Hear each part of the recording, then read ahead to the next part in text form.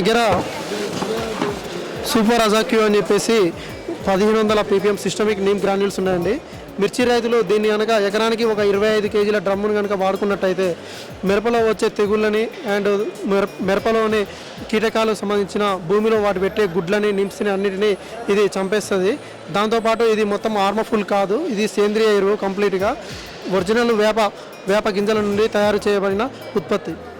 మరియు మా కంపెనీలో సాయిల్ టెస్టింగ్ కిట్ ఉంటుందండి. మైక్రో, మ్యాక్రో మరియు pH, ఆర్గానిక్ కార్బన్ ఇలా అన్ని పోషకాలు భూమిలో ఏ విధంగా ఉన్నాయనేది చెక్ చేసుకోవచ్చు.